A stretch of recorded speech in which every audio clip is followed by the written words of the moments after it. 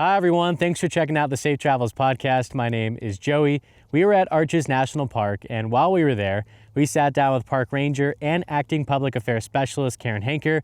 We chatted about the formation of arches, biological soil crust, and much, much more.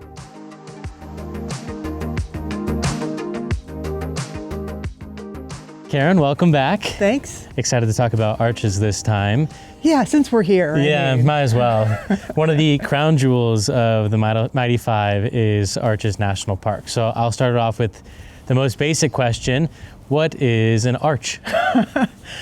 So there's this restaurant called McDonald's. Now, the arches of Arches National Park do have a very specific definition, because if we didn't draw the line somewhere, my goodness, we would have a whole lot more than the 2,000 that have been documented. So how we define an arch at Arches is it is a naturally caused opening in a span of rock that is at least 3 feet in one direction through which you can see light.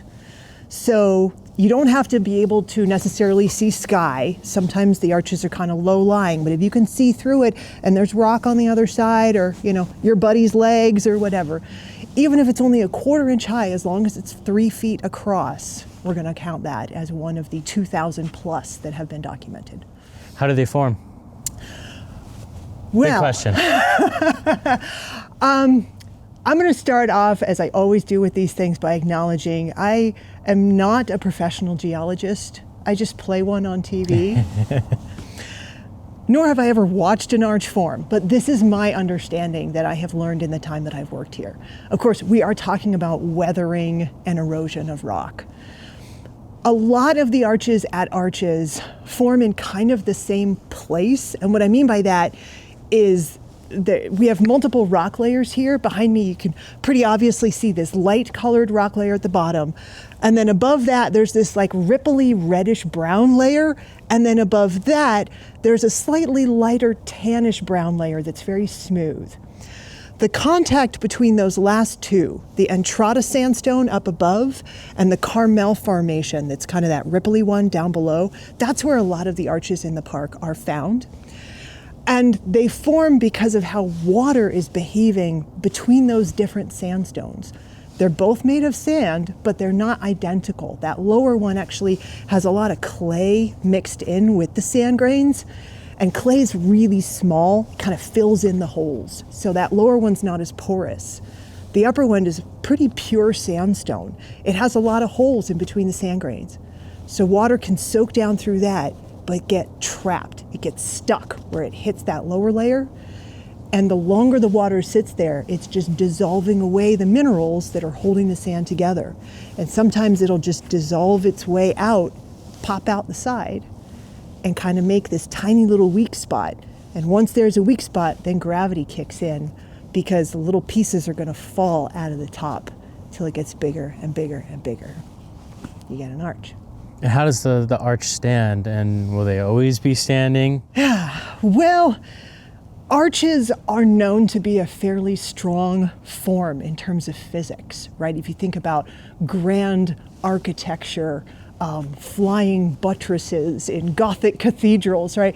Or even just a plain old bridge across a river. Often those will use an arch because it distributes forces in a pretty stable way. So obviously the formations here are benefiting from that if they're achieving a shape like that, but they don't always. Sometimes they're kind of flat. None of them are going to last forever. This entire landscape is a story of erosion. To even see the arches that we have today means so much erosion has already happened to get us to here, but every single one of these is going to fall down. Will it be in our lifetimes? Probably not. Will it be within tens of thousands of years? Most def. And I think that's what makes this story of arches so compelling and so special, is that we're in this capsule of time, that it's the perfect moment for us to see these arches. In any other time period, we might not have had the opportunity to see these structures. But this place gets 1.5 million visitors a year. And for some that are listening or watching might just be like, oh, it's a rock with a hole. But you talk to visitors all the time, and you have for a long time. what do visitors say about what inspires them about this place and seeing these incredible formations? Yeah, we do get a lot of visitors, it's true.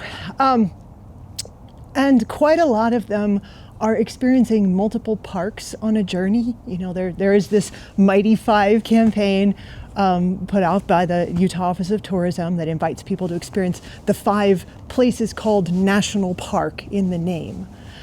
We're also part of the Grand Circle Tour, though, so people might be going down to Arizona, seeing other parks in the region.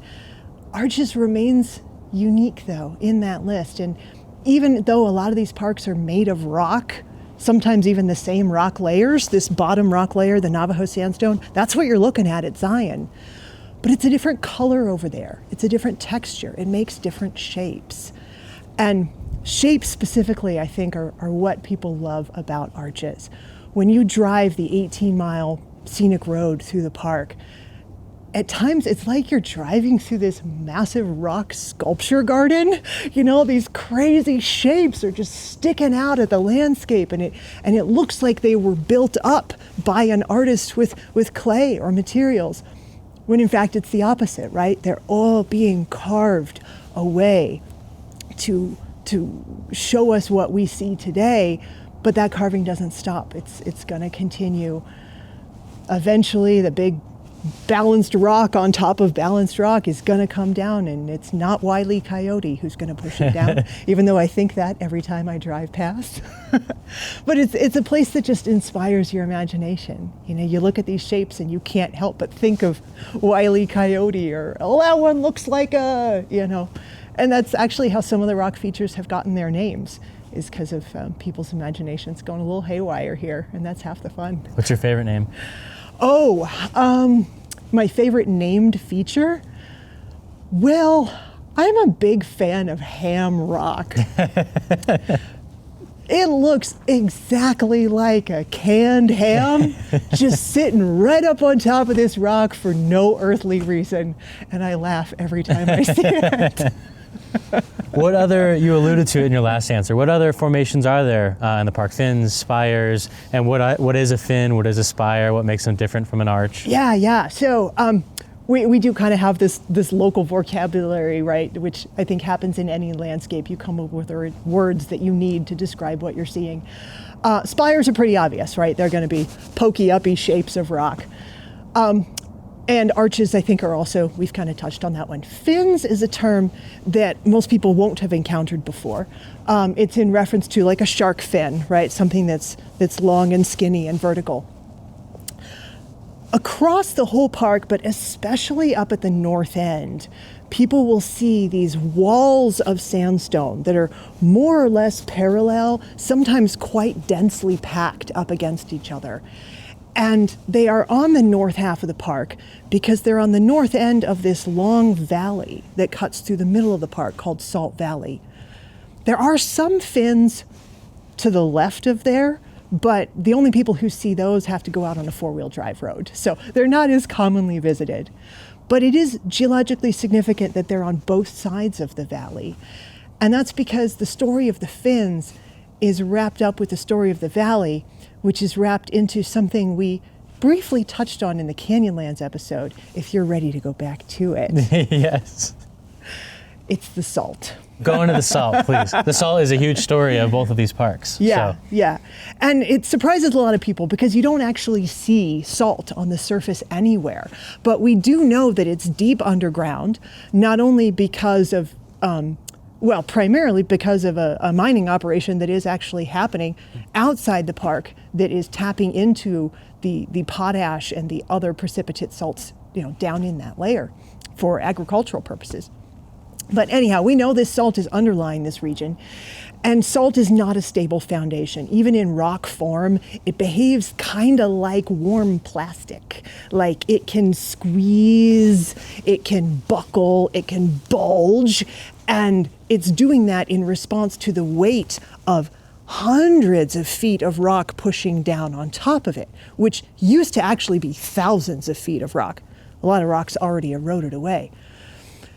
During that time, all that pressure down on the salt as it's bulging and moving and pushing, it's it could be cracking the rock layers above it, forming these long salt domes that kind of look like banana bread loaves, right? With like the top kind of cracked open, and that's how you know they're done. I use a lot of food references when I'm talking about geology. So imagine the center of the park, which is now Salt Valley. Imagine that being one of these domes that's cracked up like this. Water can get down into those cracks, and it can work its way down. Well, when the water reaches that basement salt bed, it's going to dissolve that salt. That salt's going to actually evacuate out of that area, empty out the space, leave a big hollow underneath some cracked rocks. Well, what do you think's going to happen? The ceiling's going to fall in. Mm-hmm. So that's how these collapsed salt dome structures formed. And there's a big one in the middle of Arches. Moab Valley itself is one. We're kind of surrounded by them in the landscape. But on either side, they tend to have these cliff walls with these parallel walls of rock, because those are related to that same original cracking. They're slowly peeling away and going to fall into that valley eventually in geologic time. Wow.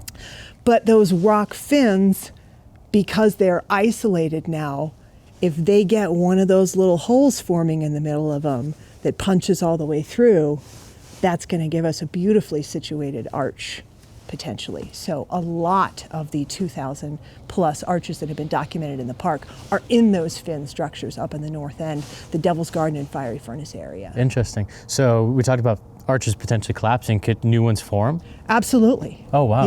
Yeah. Geology is still happening every day, very much on cold days like today.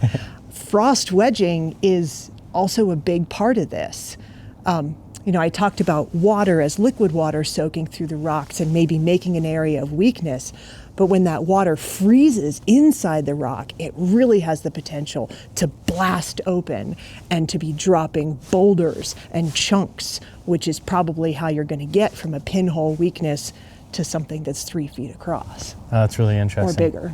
Yeah, it's really interesting. You talk about geological forces working for a long period of time. Even just right behind us, looking back at the Entrada sandstone, that's a rock that was deposited during the Jurassic period, mm-hmm. which is incredible to think. We're looking back and looking at 140 to 180 million years ago. I mean, how incredible is that? And so to take away the arches, just looking at these rocks and being in a valley, that in itself is inspiring. Yeah. The human mind is not real good at conceiving of time scales like that. And I've definitely met some visitors who are made a little uncomfortable by those big numbers or by trying to wrap their heads around time that so far exceeds our species' ability to really comprehend. There's this face sometimes, we call it rock shock, when you walk up to a visitor at an overlook and they're just going, like, that's happening. Oh yeah, that probably happens to you frequently. You've probably made that comment about me. And it can be a humbling experience, though. It's an experience that I keep coming back to because I find it puts me in check. All my silly little human foibles just don't matter anymore when you're in the space of something that has that depth of antiquity. Even just thinking about the age of the arches, right? Like the rock layers they're made out of, as you say, hundreds of millions of years old. The arches themselves are probably more like a 5-digit number, tens of thousands of years old. But even that is boggling, but it is also within the time frame of humans in this landscape. This has also, just like Canyonlands, been a peopled landscape. And our traditionally associated tribal partners have shared with us some understanding about the significance of arches to them. We don't have a whole lot of evidence here within Arches National Park like you find in other places of year-round habitation. There's just not a lot of structures left behind, but absolutely there's indication of people moving seasonally through this landscape. They were encountering these arches. They were feeling them as places of power, just like we do, with different cultural significance, but an undeniable power that kind of links us all together as people. People always say you make the connection with your ancestors and the people who have come before you because you're looking up at the same night sky that they did. Almost feels that way about arches, right? If we're talking about a structure that was created several thousand years ago and people migrated through the area and stayed seasonally, we're experiencing that same experience people did thousands of years ago. I mean, how cool is that? It's pretty cool. It is pretty cool. And obviously, as a testament to this area, there's been movies filmed here, which is also pretty cool. I believe Indiana Jones, correct? Indiana Jones #3 specifically, that whole beginning section with River Phoenix as a young Indiana when he's riding around on horseback. A lot of that was filmed over in the windows section of the park. Double Arch specifically, which is the tallest arch opening in the park. It's, I think, 112, 120, something like that, feet tall. Just up on the right side of it, there's this alcove. And you can just picture tiny little River Phoenix running down saying, "It belongs in a museum." Yeah, he wasn't actually in a cave. It's like a 10-foot alcove, but movie magic. Yeah. With the Cross of Coronado. Yes, that whole bit. It's an inspiring landscape. Like I said, the imagination, it plays out in terms of the names that people have bestowed to the features. But I think the fact that the film industry is still in love with this place is speaking to that same deep desire. Yeah. You mentioned 2,000 plus arches. Where does that number come from? Is there someone going out there with a checklist, making sure they're still standing or existing? What a How do you fun track them? job that would be. I want that job. Yeah. No.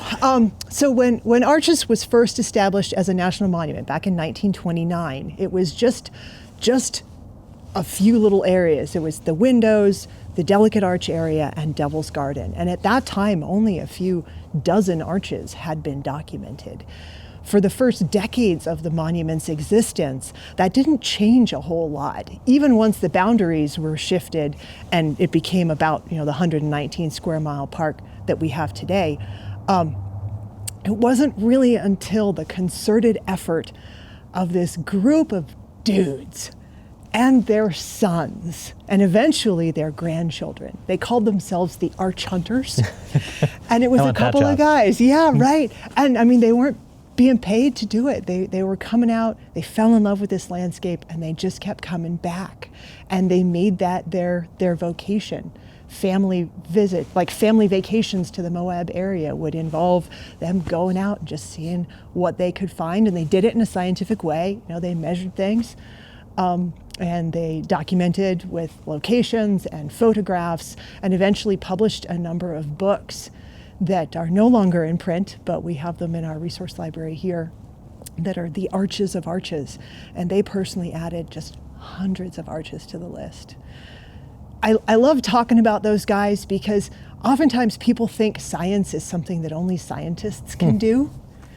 But that is not true. Like, citizen science is a real thing. If you've got a passion for something and you want to get involved, if there's a project with a park in your area or any public lands, there are opportunities to do it. And it can really make a difference in the park's understanding of what we have out there. Yeah. To get to the other part of your question though, more than 2,000 have been documented and named, but those guys were going deep in the backcountry. It is entirely possible that some of those arches collapsed since the time that they were documented. About 40 plus, I believe, have collapsed that have been known to have done so.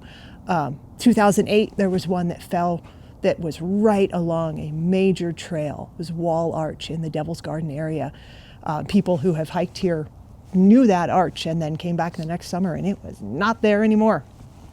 We've lost a couple more since then, but they were more like backcountry arches that weren't as widely known. I think when you come here, you're going to be inspired by the arches and you're going to be inspired by the park. And I think most visitors, if not all visitors, want to do the right thing by the arches and the geology in the park. So what is the right thing to do with the arches and things that you've seen in the park that probably aren't appropriate to the future of how these parks are going to, or these arches are going to be standing? Yeah. So, arches are made of rock, and it's really easy to assume that rock is extremely strong and durable, which is not wrong. And yet, by definition, arches are collapsing. So the park does have a policy prohibiting walking, climbing, scrambling, crawling, rappelling off of all of them. we understand the temptation, and we have this prohibition for some really good reasons. One of them, the primary one, is visitor safety. People scrambling, climbing, crawling around on rock features in the park can very easily get themselves hurt, fall off of features, and that has happened. Our mission is also to preserve the features themselves, and some research has been done about the impact of vibrations on arches. It was research done both here at Arches and at Canyonlands National Park, and they were looking at all different sources of vibrations, which include human footprints on and near the arch features, as well as vibrations from things like planes flying overhead or loud music or conversations. Like, they documented all this kind of stuff. And it might sound kind of weird to think that one tiny little human life can impact rock, but we do.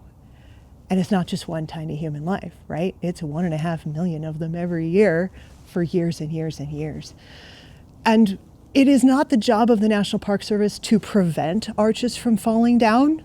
We preserve the natural processes, and that includes the processes that are going to tear the arches down someday, but we certainly don't want to accelerate that process.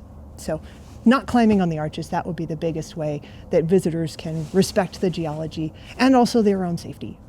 The rock here is beautiful, and I think another temptation is to pick up the rock and take it home with you. But if you do that, unfortunately, another visitor can't see that same rock that you thought was beautiful. And your job, the park's job, is to protect the natural processes that occur here. How does taking souvenirs from the park, how does that affect visitors in the park? Yeah, I'm really glad that you mentioned that, because it absolutely does happen here. The red rock landscape is something people feel so impacted by, and then they might just want to take a teeny bit of it home to remember that. Actually, though, it's not the red rock that gets stolen as much as the green. There is this one rock band kind of very visible in the middle of the park that is a shocking greenish, bluish gray color, really striking. And I have actually seen people back a truck up to it and start just loading the back of the pickup. And I'm like, really? Wow. Really? And they knew. They saw the uniform and they're like, yeah, I probably shouldn't be doing this, huh? You know? I'm like, yeah, I get it. It's cool. That's why there are souvenir shops in town. The nature of public lands is that they are preserved for everyone, including the everyones yet to come. Is it visible when you take one tiny rock out of the landscape behind me? No. But cumulatively, yeah. And the act of walking around to find that perfect souvenir rock, that has an impact on the landscape. Little critters live under these piles of rocks. There's no shade. Under a pile of rocks might be a place that a small creature can take refuge from the heat of the sun. We're impacting the land in ways you might not realize when you do that. One thing that I really like about Arches, almost reminds me a little bit of Yellowstone in this way, is the accessibility for people who don't want to go on crazy hikes to experience the best that a park has to offer. Certainly some parks are like that, where you have to get out of your vehicle and go on a good hike to be able to experience some unique geological features. Arches, it's really one main road that leads through the park. Can you talk about the accessibility for folks who want to experience a national park but maybe don't have the capability of going on treacherous hikes or exploring as deep as other parks may require? Sure, yeah. I love answering this question because I do work at both Arches and Canyonlands, and they are very different in this specific regard. And I think some of that has to do with the era in which the parks were created. I mentioned Arches National Monument started back in 1929, and that was a time when parks were very invested in developing the infrastructure of the park experience. Building the roads, building lodges and facilities. We don't have lodges and restaurants inside the park because we don't need them here. We've got this great community of Moab right next door. But we do have a park road that goes clear through the center of it that was paved in, I believe, the late 1950s. We do also have, off of that paved road, hiking trails, almost all of which are 3 miles or less. So short trails, they sound very approachable, does not mean they're easy. You definitely still need to prepare yourself, have plenty of water, have taking care of yourself on your trip up and to this point, because it's just as easy to get in trouble after doing too many short hikes as it is just doing one long one. But anyhow, yeah, we've got the paved road. We do have some unpaved roads that go deeper into the backcountry of the park. So for people who are looking for that type of experience with just, a little bit more adventure than the pavement, you don't need anything beyond just a stock four-wheel drive vehicle, 10 inches of clearance, and some basic knowledge on how to navigate around on a rock road. And you can get to parts of Arches that you might feel are all to yourself. And that's kind of neat, that even at a park with this level of visitation, you can still experience that little bit of peace and quiet too. How much do you enjoy your solitude when you're in the parks? I'm a talker. So I do like to hang out where the people are, because I like to listen to people enjoying their landscapes. Listen to the junior ranger reading aloud to mom and dad what they just learned in their book, or, people just talking. Eavesdrop on some really interesting conversations here. But yeah, even getting a little bit off the main path. People might not realize at a park this busy that over 90% of Arches is recommended wilderness. You go 300 feet from the center of any road here, not far off a trail, and you can be in that wilderness experience. That's pretty special too. Yeah, it is special. I love that visual of the junior ranger reading off. I mean, that's what these places are all about, right? Yeah. Is not only protecting them, but also creating that inspiring awe with kids who visit the park, and even folks who are just experiencing a park, later in life. It's just, there's something different about it. I've definitely experienced that too, and I think as you have as well, and it's a really special feeling. So yeah. Hopefully people hearing this that haven't been to Arches or haven't been to a park in general want to experience that same thing, because it really is remarkable to experience. Yeah. You also mentioned, when talking about picking up rocks, is you kind of wander off trail and you might be in areas that you shouldn't be. One of the main reasons why that's so important is because of the biological crust that is at Arches and at Canyonlands. What is biological crust, and why shouldn't we damage it? Yeah, I'm so glad you asked. I know we touched on it in Canyonlands. I'm going to talk about it in this one too, because it's kind of our top thing. The top thing is visitor safety, which we're going to come back to as well. But soil crust is worth talking about because people really don't expect to be told that the dirt is alive. That sounds nuts. And it's true. There are little microscopic organisms that colonize the top couple centimeters of the soil here, which is really just plain sand in most places. We don't really have a lot of organic debris to make a rich, healthy soil. So when these little colonizers come in and they stabilize that top little surface, they're literally holding that sand down, stabilizing it long enough so that when a seed lands, it can actually sprout in something that's not just going to blow away the next time the wind blows. So crust holds the place in place. You'll hear us say that a lot. Some of the organisms that form that crust do even more benefits though. They actually can take atmospheric nitrogen and fix it and put that down into the soil, so plants who need nitrogen can get that. Some of them will also swell in response to rain. So the crust becomes like this little sponge that gets all fat and juicy after it rains, and then it slowly releases that water down into the soil. That doesn't happen on a rocky landscape where most of that water just runs right off, or down into a crack where the trees can drink it. The trees love that, but the grasses and plants don't get that benefit. So the crust resisting erosion, then also trapping water, is so beneficial to all the smaller plant life that lives in these little, I call them crust gardens sometimes. Like you can see that little bumpy layer of dark soil, and then it has all these happy little wildflowers and plants growing out of it. And then right next to it are a whole bunch of human footprints.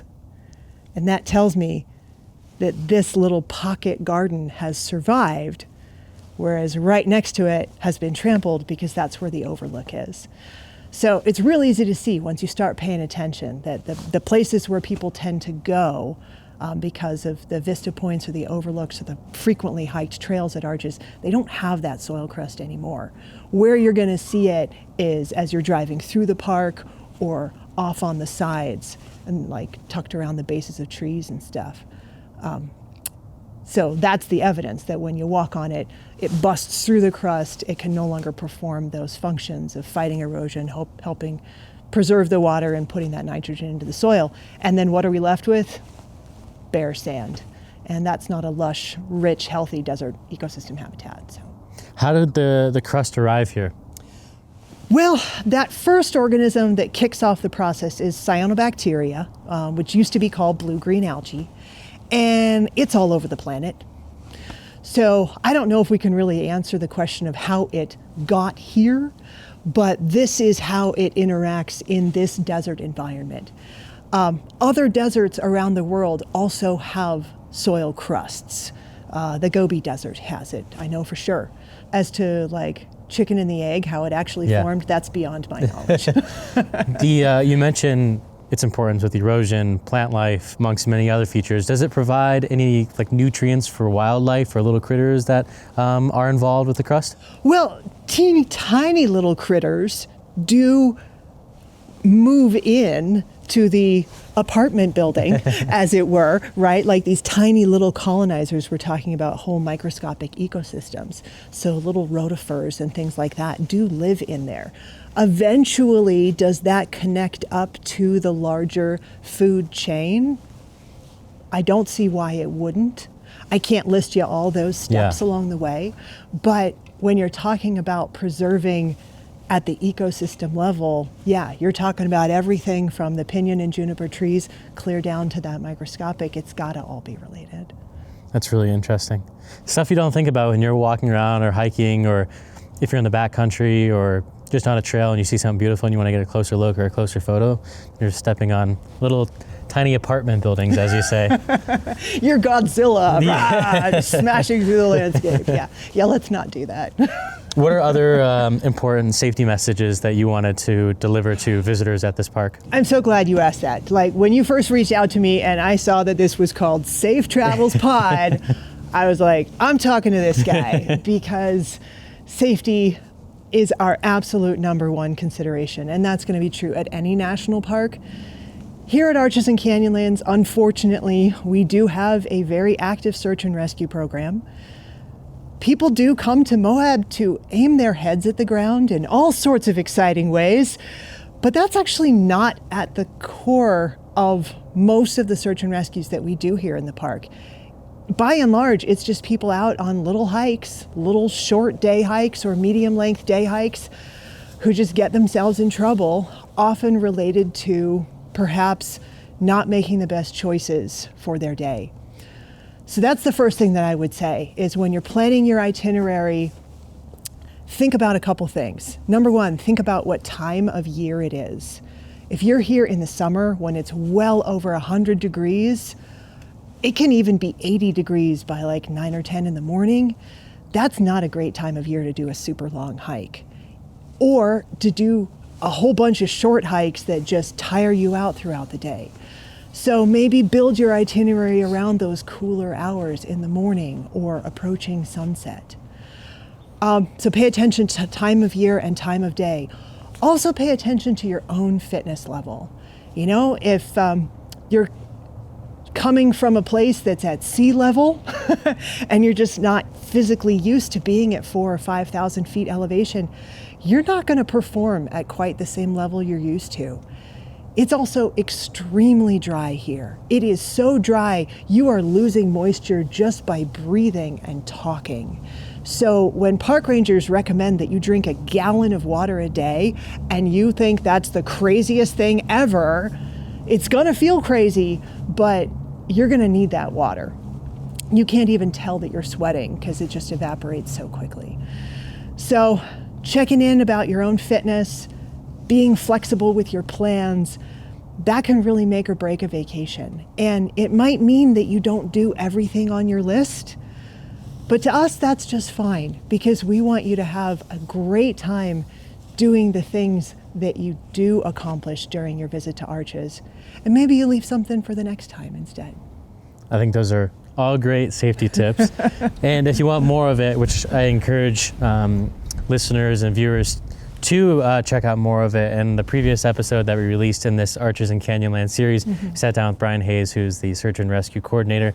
He gave some awesome safety tips and also talked through the processes of what a search and rescue mission, what they go through and how they rescue visitors. It's really fascinating. I think it gives really great context on everything that you just shared as well. Awesome. Do you have any other tips on arches for people who are wanting to come explore this great place? Yeah, definitely. In regard to time of year and time of day.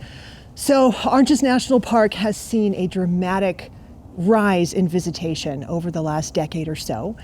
And it's reached a point where it has started to impact people's experience in the park. The parking lots are so crowded. If you can't park, you can't enjoy your time in the park. So for the past couple of summers, we have done a pilot timed entry system. And so if you are planning to visit the park between April and October, that's when this pilot program is in place. So I encourage you to get on the website, find out about it. You can book a timed entry reservation up to 3 months in advance. And what that does is it helps us level out visitation across the hours of day and across the weeks of that busy season to avoid those crazy peaks so that everybody has a place to park and you can hike the trails you want to see. It's helping us also just preserve the resources in the park. Fewer people having to walk off trail to get around the crowds, and also fewer people in line for the restrooms all at the same time. Well, most important question for you before we wrap this podcast up. What is your favorite arch in the park? Oh, geez. Okay, you did say you were going to ask that. Usually I don't have favorites in life. I'm one of those people, you ask me what kind of pie I want, I'm going to say yes. And I do generally feel that way about the arches here, but I have a favorite, and it's my favorite because hardly anybody ever notices it. Its name is Beanpot Arch. Isn't that the cutest thing? And it's in a feature called the Great Wall, which is out the left side window as you're driving up into the park. And it's just kind of tucked up there all by itself. It's not in the contact layer like I was describing. It's just up in that entrada formation. So it's also a little unusual. It's a little confusing. It has a weird backstory. I don't understand it. These are all reasons I'm completely in love with it. And I tell people this because I love to encourage folks to not just fixate on what they know, what they think they know about arches, but be open to these other little moments of discovery. If you're driving along, you're like, is that it very well could be. And it possibly could be one no one's even seen before. That's pretty awesome. And that's part of what a visit to Arches is all about. So thanks for asking. That is pretty awesome. I think a great way to end this one. And thank you for everything. It's been a blast. I'm excited to explore these parks even more. They're very special, but thank you for your time. Thanks for the time. Have a good one. Thanks for checking out this edition of the Safe Travels podcast. I really hope you enjoyed it. Karen is so knowledgeable and so filled with passion for this area. It's an absolute joy getting to talk with her. So if you enjoy this type of content, it would mean a lot to me if you liked, commented, and subscribed wherever you're watching or listening to it from, as it really does help out our channel. So until next time, safe travels.